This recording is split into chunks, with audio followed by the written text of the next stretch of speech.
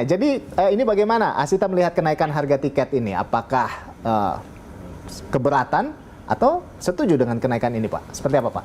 Ya, pemerintah semestinya menunda kenaikan harga tiket ya, bukan waktunya sekarang bagi pemerintah itu untuk membuka ruang naiknya harga tiket. Walaupun kita dengar regulasi yang diterbitkan oleh Menteri Perhubungan itu adalah regulasi abu-abu ya. Masih abu-abu. Masih abu-abu. Semestinya regulasi itu kan regulasi yang jelas gitu. Jadi dibuat regulasi kenaikan 15%, tapi dianjurkan kepada airline untuk tidak naik, itu kan pemerintah sebagai regulator semestinya tidak begitu. Gitu. Regulator itu menentukan hitam putihnya, jangan kemudian diserahkan kepada pasar. Dibuat regulasi lalu diserahkan kepada pasar. Itu akan membuat turbulensi ekonomi ya, yang pertama. Nah, Asita, Anda mau bilang ini kurang jelas begitu kurang ya, Pak? Jelas, kurang jelas. Baik. Dan waktunya belum tepat. Saya khawatir Menteri Perhubungan belum mengkoordinasikan kenaikan ini di rapat kabinet dan Presiden tidak tahu. Gitu. Kenapa? Karena Asita melihat ada 3 alasan kuat untuk tiket pesawat itu ditunda kenaikannya. Yang pertama, harga minyak dunia yang menjadi alasan itu, justru sekarang harga minyak dunia itu turun. Sekarang itu berada di level 83 US dollar per barel. Memang pernah di atas 110 US dollar, tapi sekarang turun. Forecast-nya minyak dunia itu nanti akan turun sampai 50 US dollar per barel. Dan ini udah rahasia internasional gitu. Jadi kalau alasannya minyak karena harga minyak naik, itu justru tidak beralasan. Itu yang pertama. Yang kedua, alasan untuk ditunda naik itu adalah kita ini mau masuk ke event besar sebagai tuan rumah G20. Di mana pertumbuhan ekonomi yang baik, pertumbuhan ekonomi positif itu penting bagi Indonesia ditampilkan di momen G20 November mendatang. Artinya harus perform. Harus perform. Ya. Ketika terjadi turbulensi ekonomi dengan kenaikan harga tiket, ini snowballnya kan luar biasa, bukan hanya tiket. Tetapi harga-harga lain akan naik. Pergerakan masyarakat di seluruh Indonesia akan naik. Ketika turbulensi ekonomi ini akan naik, maka akan berakibat kepada pertumbuhan ekonomi yang terganggu. Nah, itu yang kedua. Yang ketiga, inflasi kita rata-rata 6 bulan dari Januari ke Juli itu 4,5%. Ketika harga tiket naik lagi, maka inflasi kita bisa naik sampai 6%. Gitu. Nah, kelihatan, saya mengira ini, karena saya belum dapat kabar ya dari Kementerian Perhubungan. Saya mengira rencana kenaikan ini tidak dikoordinasikan dalam rapat kabinet. Jangan-jangan Menteri Keuangan juga tidak tahu. Gitu. Jadi sudah saatnya kita melihat bahwa koordinasi lintas sektoral kementerian, termasuk dalam membangun pariwisata yang sustainable di Indonesia, itu koordinasi lintas kementerian itu sangat penting. Tidak boleh kementerian itu membuat kebijakan regulasi yang bertentangan dengan regulasi yang lain gitu. Apalagi pariwisata kita ini kalah di ASEAN. Kita urutan 4 di ASEAN. Kita kalah dari Thailand, kita kalah dari Malaysia, kita kalah dari Singapura. Dalam konteks perolehan devisa dari sisi pariwisata, kita baru berada di bawah 200 triliun. Thailand sudah 930 triliun perolehan devisa pariwisatanya. Nah, ini tidak dilihat gitu loh oleh masyarakat kita, oleh kementerian kita barangkali. Apakah dengan kenaikan harga tiket ini lalu mikirnya ekonomi kita akan tumbuh? Jangan dulu. Peran pariwisata kita di nasional kita ini terhadap di GDP itu 9% loh. Jadi kalau kembali ke tadi yang kita bahas, bahwa artinya Anda tidak setuju begitu dengan kenaikan ini. Ini belum saatnya kalau dari Anda belum saatnya, momennya tidak tepat untuk naik. Tapi kalau Anda sendiri melihat apakah sudah terjadi penurunan pesanan tiket pesawat begitu, Pak? Iya, partner-partner kita yang pariwisata dari luar negeri itu mulai menunda untuk datang ke Indonesia. Untuk wisata domestik yang rencananya mau liburan ini pada bulan Agustus mendatang, itu juga mulai menunda karena harga tiket yang mulai turbulensi yang nggak jelas gitu. Apalagi juga pemberangkatan yang outbound keluar, karena tiket maskapai penerbangan kita misalnya naiknya tiba-tiba, sementara dalam pelaksanaan perjalanan ini orang kan merencanakan itu kan 6 bulan setahun sebelumnya.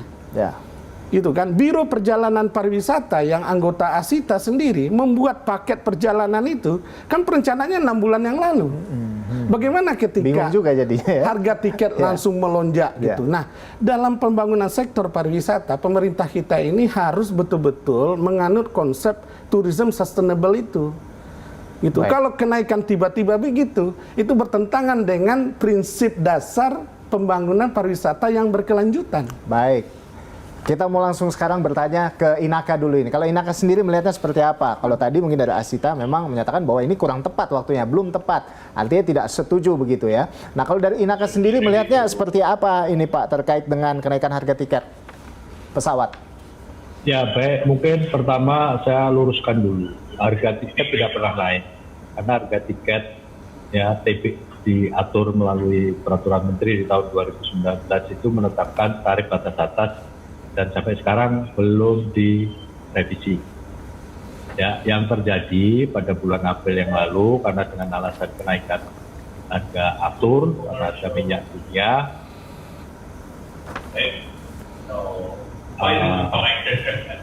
dikeluarkan keputusan menteri untuk dibolehkannya adanya fuel surcharge ya karena kenaikan aftur yang luar biasa tinggi dibandingkan pada saat penetapan harga tiket. Kemudian setelah 92 hari dievaluasi, harga aftur masih tinggi, ditetapkan lagi ya yang KM terakhir ya fuel surcharge-nya naik 5% masing-masing baik untuk jet dan kembali untuk fuel surcharge ini ya hanya merupakan cap dan bukan mandatori, jadi pilihan.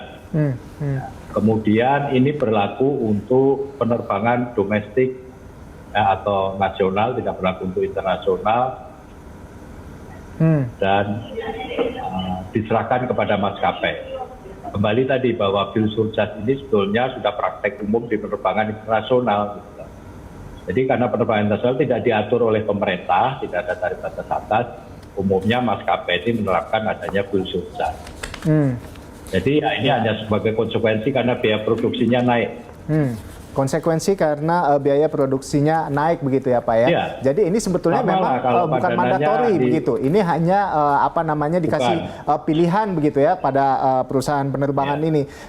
Sekalipun memang pilihannya tidak mudah begitu ya Pak ya, agak sulit begitu ya. Nah, tapi kalau dari maskapai biasanya menerapkan puslah ini hanya di rute-rute tertentu dengan pertimbangan dengan mempertimbangkan juga faktor muatan atau load factor dan sebagainya. Jadi apakah semua maskapai ini sudah menaikkan harga tiket pesawat Pak? Nah, kembali tiket pesawat nggak naik Mas, yang naik tuslahnya atau full surcharge-nya. Ya, di samping itu juga perlu dilihat juga ada kenaikan airport tax atau passenger service taxes di beberapa bandara, baik AP1, AP2. Jadi kenaikan itu bukan karena harga tiketnya naik, harga tiket tetap Mas seperti yang ditetapkan oleh pemerintah tahun 2019. Oke, tapi dengan perubahan-perubahan ini sudah dibarengi dengan benefit yang diterima dengan konsumen begitu Pak? Atau bagaimana Pak? Beda Pak, jadi kalau kenaikan harga itu karena produk fiturnya, apakah volumenya atau kualitasnya dinaikkan, harganya naik. Kalau kenaikan ini kan karena untuk memproduksi produk yang sama, jasa angkutan udara dari Jakarta ke Denpasar, ya, berapa lama penerbangan, servisnya seperti apa, naik karena harga bensinnya atau harga afturnya naik. Karena 30-40% komponen biaya penerbangan itu adalah aftur. Baik. Kalau dari Pak Rahmat, mungkin ada yang mau menanggapi terkait hal ini? Oh ya, statementnya Pak Bayu satu sisi meneduhkan masyarakat, tapi di satu sisi lagi membingungkan masyarakat. Membingungkannya adalah membingungkannya bahwa harga tiket tidak naik. Masyarakat tahunya adalah total komponen harga tiket yang dicas ke masyarakat itu naik apa tidak. Masyarakat taunya itu, bukan komponen bagian-bagian dalam dari komponen tiket itu. Tapi total harga yang diberikan ke masyarakat itu naik atau tidak. Fakta di lapangnya yang naik. Gitu. Jadi kalau Pak Bayu tadi mengatakan tidak naik, barangkali Pak Bayu belum ngelihat referensi di lapangan ya. Agen di tingkat-tingkat agen, saya pikir sih di tingkat ini, agen Pak. kami Jadi BPW yang menjual tiket saatnya dan untuk mengedukasi APW agen penjualan tiket itu semua udah naik. Penjualan kita ke konsumen itu sudah naik semua. Baik. Apakah itu domestik maupun itu internasional. Saatnya untuk edukasi apa tadi Pak Bayu, mungkin singkat saja Pak sebelum kita Ya, ini saatnya untuk mengedukasi agar penumpang tuh tahu mana yang komponen tiket diterima oleh maskapai dan mana yang seperti Airpotex itu kan masuk ke bandara. Ya, Airpotex-nya naik bukan masuk ke maskapai. Fuel pun juga sama. Kita tidak menerima keuntungan dari kenaikan adanya tuslah tadi. Bahkan kalau hitung-hitungan kami saat ini dengan load factor tinggi 100% pun kita masih rugi, Pak. Karena sebetulnya kita minta lebih tinggi tuslahnya lebih dari yang diatur sekarang atau dibebaskan seperti yang terjadi di luar negeri.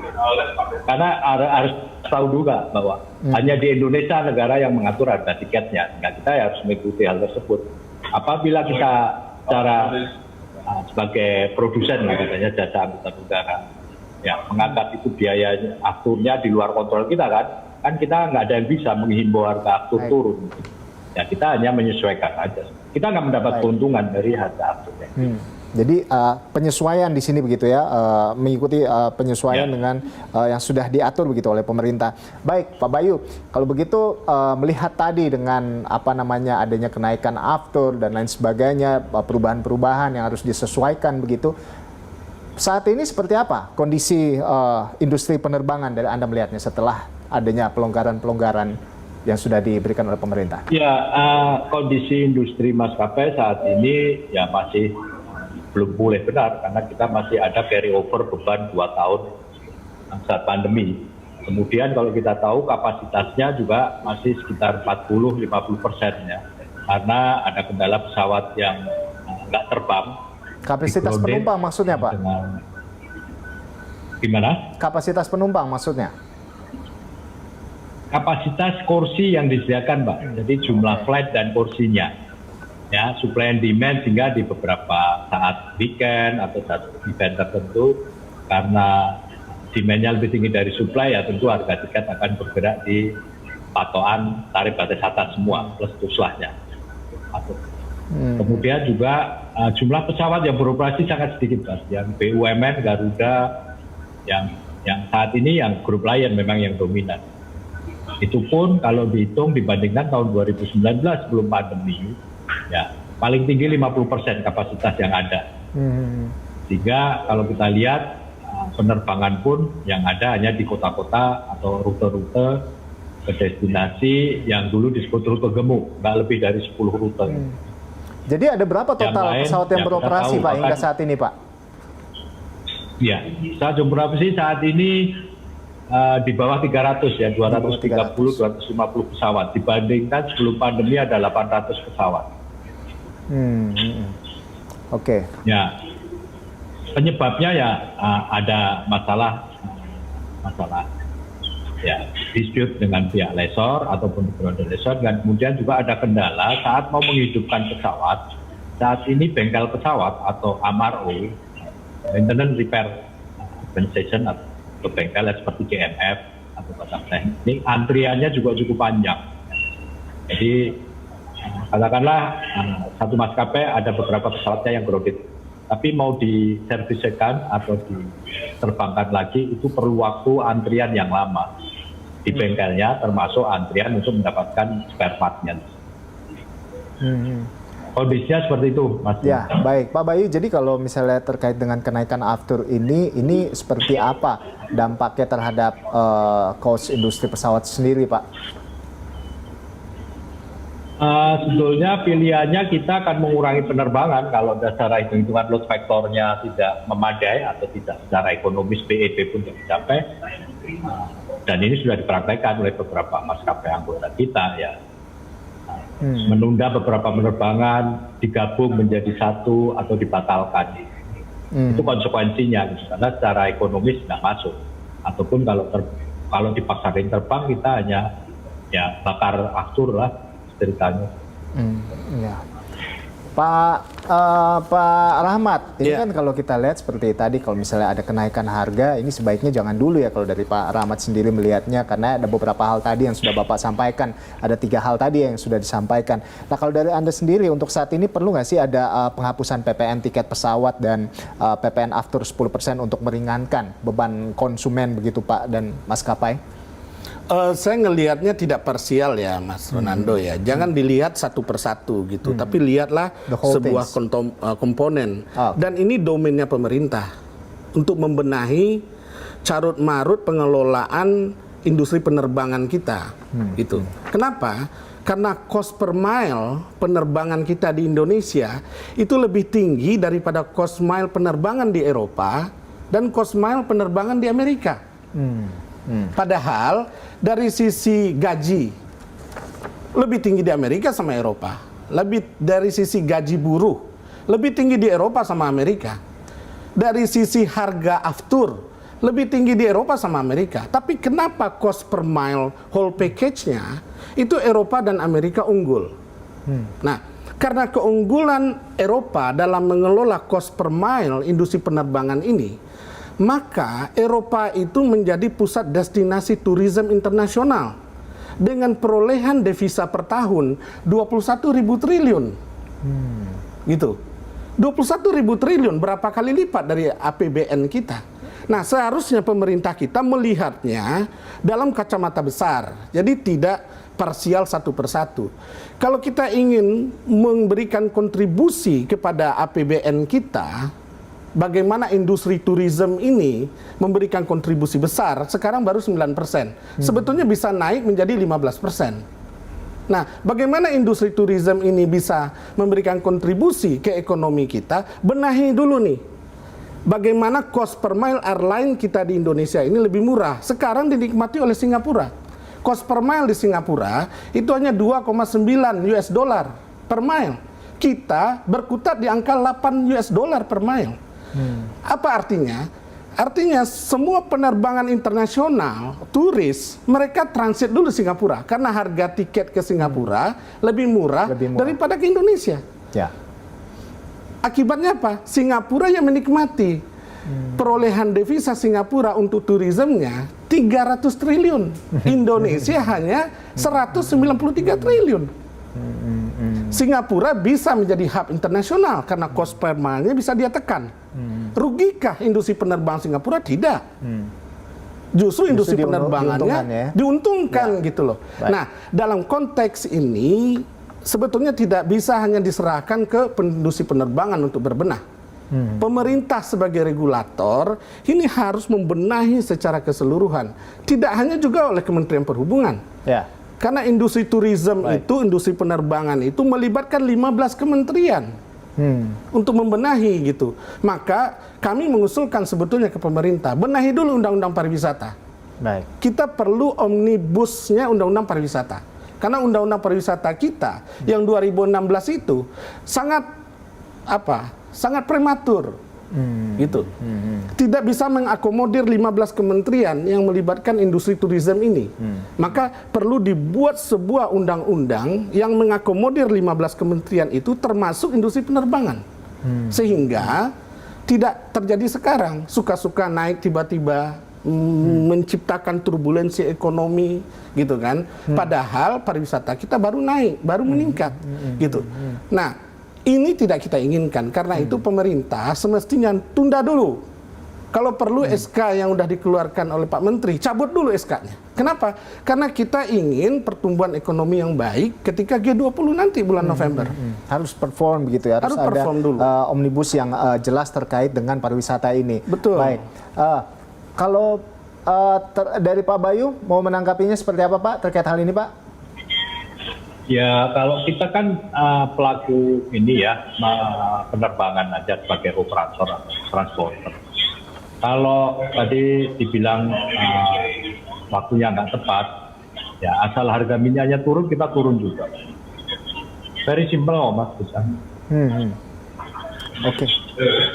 Tapi tadi katanya harga minyak sudah turun Pak, bagaimana Pak?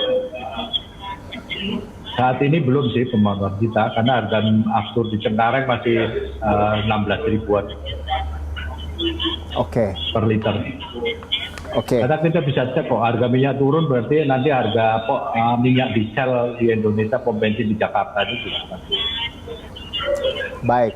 Oke, Pak Bayu. Baik. Nah, selanjutnya saya mau kembali lagi ke Pak Rahmat. Pak Rahmat, ini jadi sebetulnya apa ini upaya yang harus dilakukan oleh para pelaku industri pariwisata ini agar tidak terlalu berfokus pada perubahan-perubahan atau kenaikan-kenaikan ini, agar memang harus tetap, ya mau nggak mau kita harus tetap survive gitu, kita harus tetap maju terus begitu Pak. Apa yang perlu dilakukan sebetulnya Pak?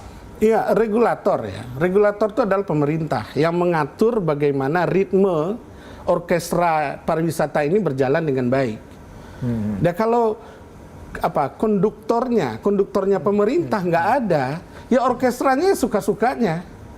Yang industri penerbangan suka-suka naikin harga, lalu kemudian yang bagian hotel suka-suka, misalnya bagian transportasi juga suka-suka, lalu yang BPW yang mengatur paket penerbangan, paket pariwisatanya misalnya mogok, bagaimana akhirnya yang akan terjadi gitu.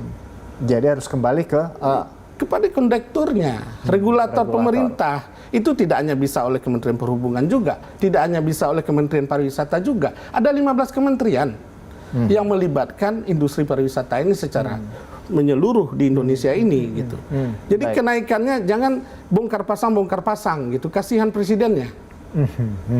Oke, baik. Pak Rahmat, ini mungkin bisa disebutkan saat ini competitive countries in travel and tourism Indonesia di peringkat berapa sih Pak? Dan juga berapa besar kenaikan tiket ini justru mempengaruhi peringkat competitive countries in travel and tourism Indonesia Pak? Oke, di ASEAN kita urutan 4.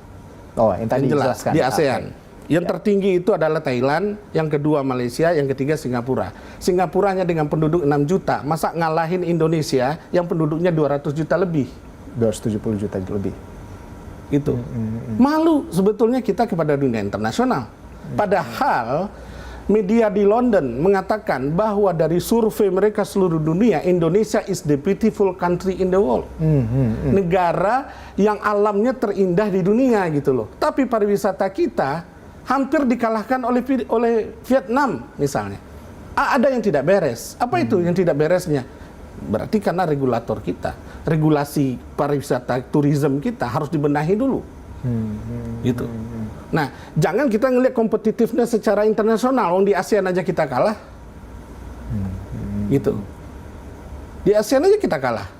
Kalau kita urai satu-satu ya akan kena semua gitu. Janganlah diurai satu-satu. Secara umum aja dulu kita lihat.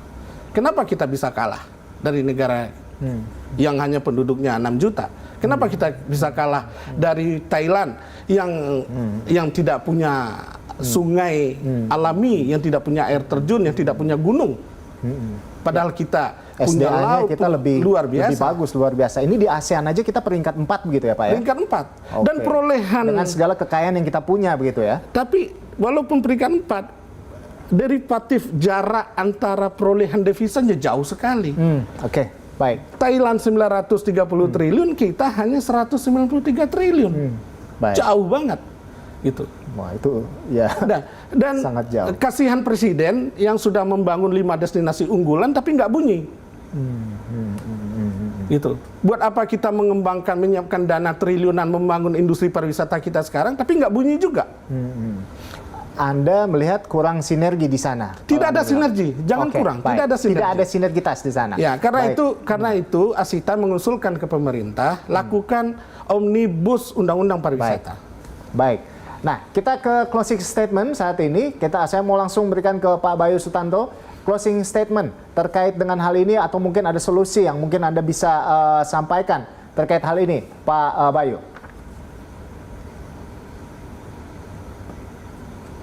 Mungkin audionya belum dibuka, Pak Bayu. Mohon maaf.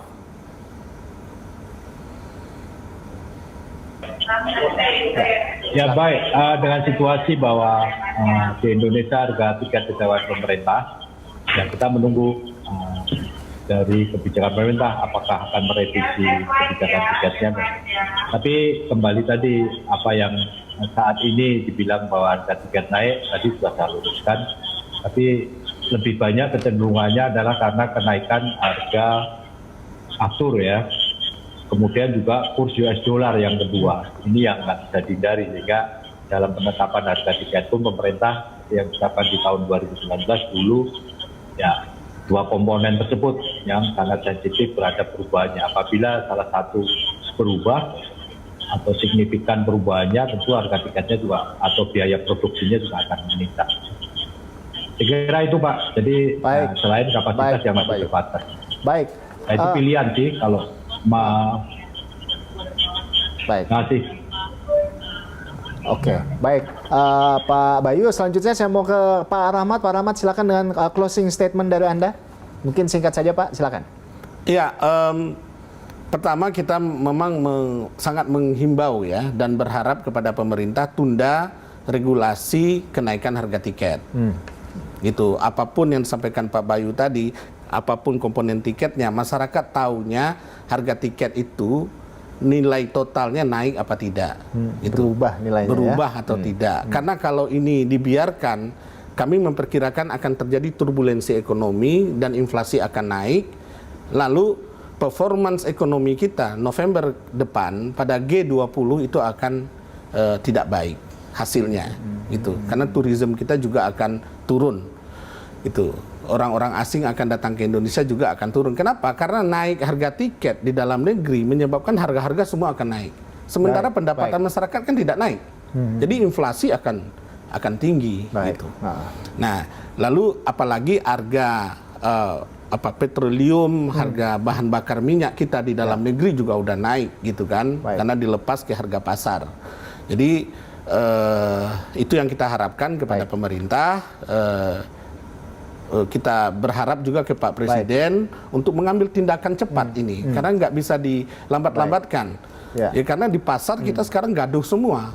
PPW kita, agen pariwisata kita menjadi anggota ASITA. Semoga bisa sesegera mungkin ya Pak. Sangat-sangat gundah dengan perubahan yang sangat cepat ini. Baik. Pak Rahman dan Pak Bayu, terima kasih sudah bergabung bersama kami di Lunch Talk hari ini dan terkait dengan membahas malakama tiket pesawat naik, dan kita berharap tentunya regulator dalam hal ini pemerintah bisa mengambil keputusan yang tepat dan cepat begitu ya, agar pariwisata kita lebih maju ke depannya. Nggak kalah, at least nggak kalah di ASEAN. Baik, dan bisa perform di dunia. Baik pemirsa, kita akan kembali usai jeda, tetaplah bersama kami di Lunch Talk.